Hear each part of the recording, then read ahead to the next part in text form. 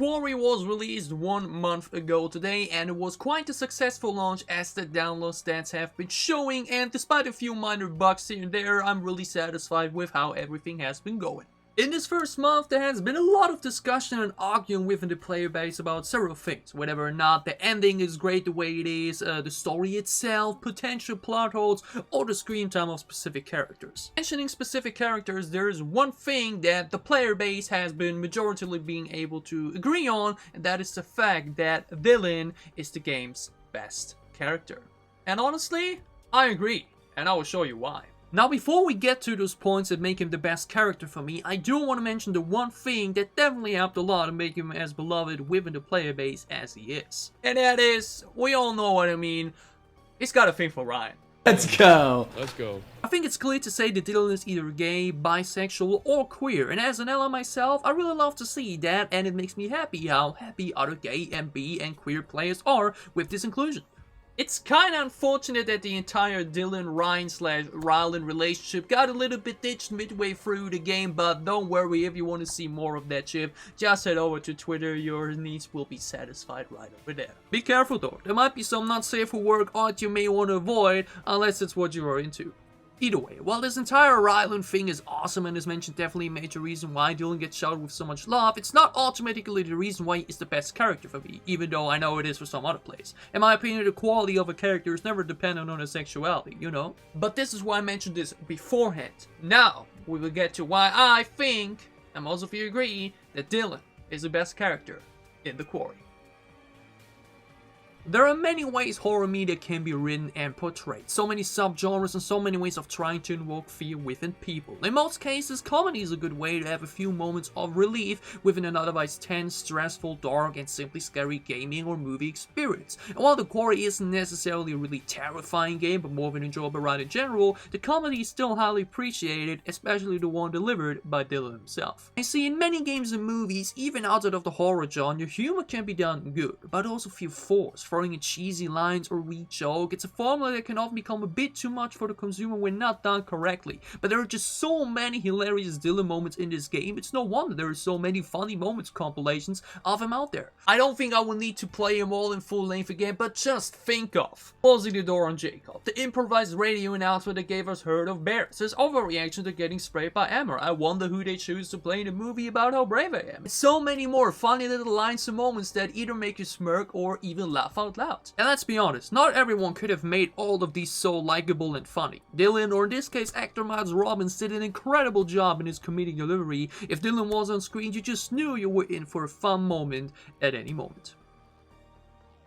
Now, at the beginning of the game, one would think Dylan is just a class clown of the bunch that's trying too hard to be funny, right? That is actually somewhat true, as we hear throughout Chapter 5, as Dylan might be funny in general, but does play a bit of a role within the camp, as outside of it, he's a genuinely smart young man aiming to be a physician. As someone who's absolutely hated a subject in school, you gotta give it to him. You gotta be smart to be good at it. And it's not just his passion for physics, but also his summer job as an announcer. The fact that he polished the radio hat himself to be able to properly work at it and have a good time with his announcement, it really shows that he isn't just a bland meatbag ready to be killed or not. He feels like an actual person with a wide range of emotions, interests, and an intriguing personality.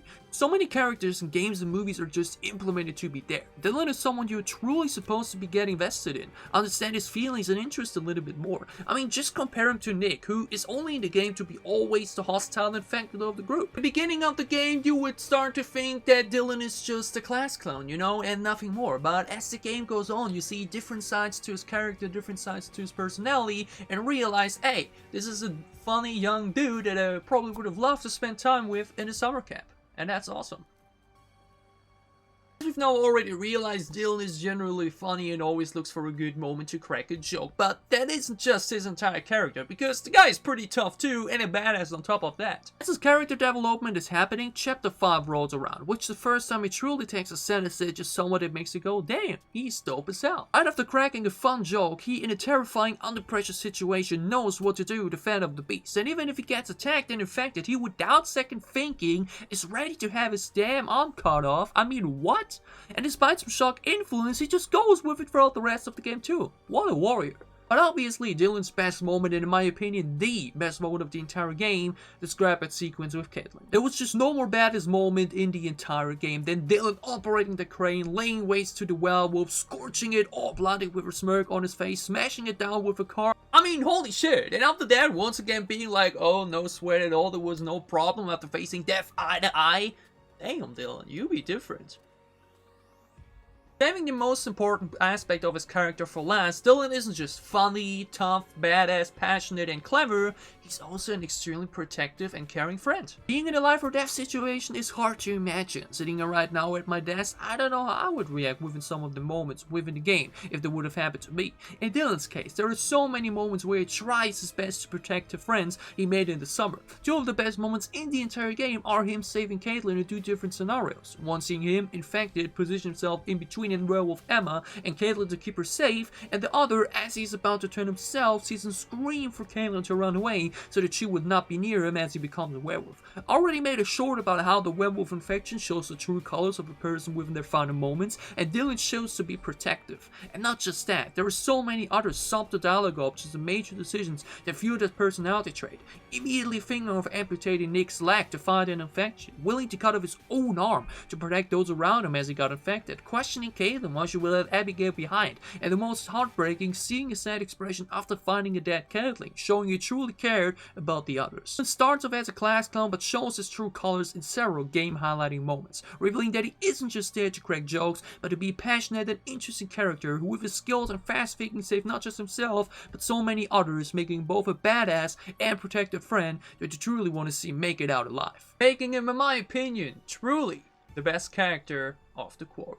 This is it with today's The Quarry video. I have a few more The Quarry related videos scheduled for the future, such as sharing my top 5 deaths and best moments of both The Quarry and Until Dawn, comparing Until Dawn's Wendigos with The Quarry's werewolves, and what's going to be happening next week. I will be replaying The Quarry, this time in the retro outfits, but with the goal of killing everybody. Hell yeah. For now, I hope you enjoyed today's video. If you did, leave a like down below or leave a sub, it would help me a lot. Wish you a great weekend, stay safe, healthy and happy, and see you again soon with more The Quarry or other gaming related videos on this channel. Thank you so much for watching.